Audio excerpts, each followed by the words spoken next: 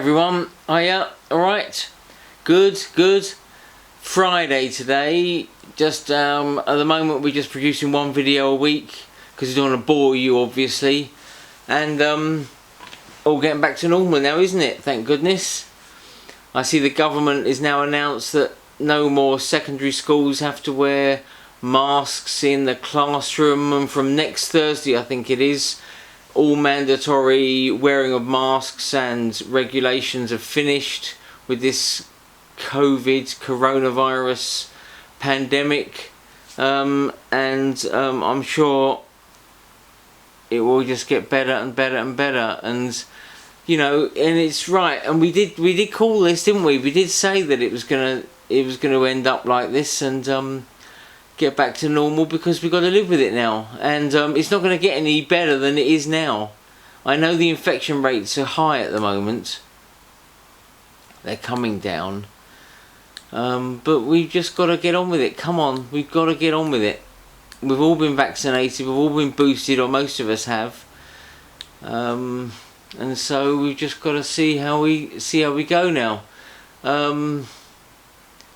Obviously, Boris is still in the post, and nothing's going to change at the moment. I'm just talking about politics because it's related to the theatre industry intrinsically. It's related because whatever the regulations do or do not stipulate, we have to adhere to them in the theatre industry. And I don't think anyone's done more than the theatre industry to make them, to make the regulations more stringent and follow them as closely as possible. All except the government, it seems, doesn't it? And Boris isn't going to go now. If he was going to go, he would have gone by now.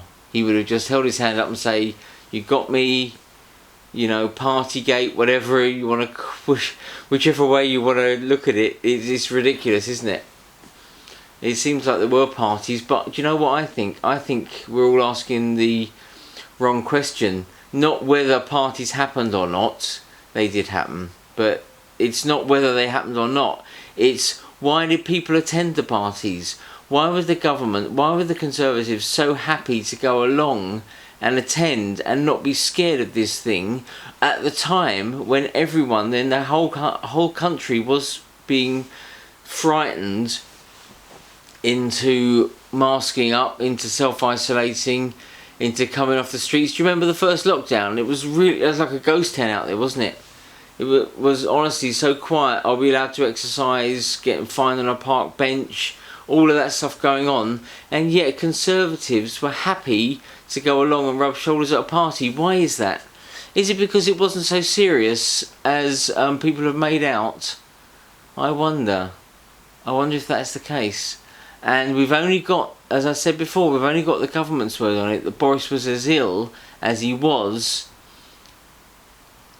supposedly, according to the public PR people that issued the statement saying he's in intensive care now, he's really ill, look at the video we got of him. We've only got their word that that is the truth. We don't know if that was the truth or not. Getting into conspiracy theory world now, aren't I? Come on, got to snap out of this.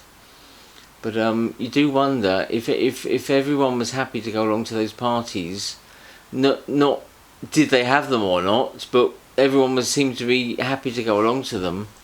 And yeah, really strange. Perhaps it wasn't. Perhaps they knew something we didn't know then. Perhaps it wasn't so serious as everyone was making out. I don't know. Or to the majority of the population it wasn't so serious. Obviously, if you're vulnerable, it was serious, and it is serious, and we know that because people are dying from it.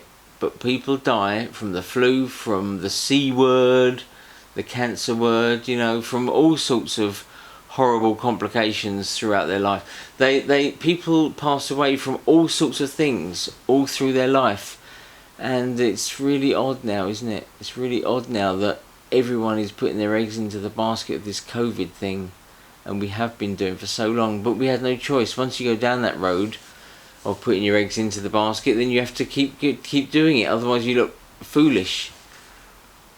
And we know political parties don't like doing U-turns, don't we? Anyway, there we go. What I do want to do is just put an appeal out for your Panto picks, please.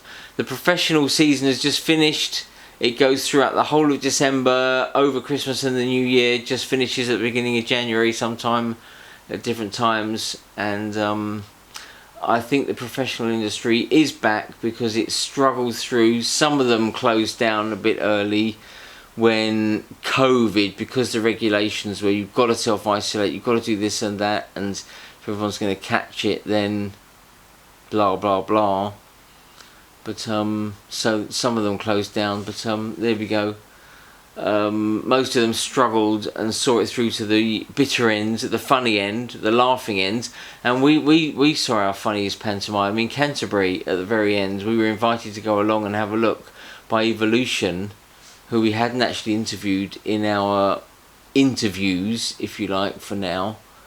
But they did the best pantomime of the lot, and that was Jack and the Beanstalk at the Marlow Theatre in Canterbury. Brilliant, written and directed by Paul Hendy, the brilliant Paul Hendy at Evolution, and I hope they go back to Croydon, to the Fairfield Halls, but we'll have to wait and see about that, see what happens. But anyway, there we go. So that's it for now. Oh yeah, the appeal. Send your pantomime pics in. If your panto production, because amateur pantomimes are going on in December and January, February, March, right up to Easter time. Some of them are in Easter half term. So if you have got a panto pic, you can send us any time from the last 2 years. So that's 23rd of Jan 2020 until the 23rd of Jan 2022, because that's our print deadline cut-off. We have to go to print after the weekend coming up. So you've only got this week actually to get your dress rehearsal pics or whatever pics you've got going on, production pics, whatever, even if it's from a year or two ago. Just send us your pantomime pics to news@sardinesmagazine.co.uk or send it to editorial@sardinesmagazine.co.uk. Doesn't matter which one you use, it'll get to us, I promise you. Make sure you include your society name, obviously the pantomime name, the pantomime writer, so any credits and any photo credits that are due. Please include those on the email, and we promise we'll squeeze you into the next issue. If you get them in this week, we promise you'll be in. Okay? There's a promise I can't go back on, because it's on video now, isn't it? And you can take me up on that, and it's not a problem. I don't mind. Go for it. Go for it. You will be in. If you send your pictures in this week, we will squeeze you in somehow. Okay? There we go. Stay safe. Stay well.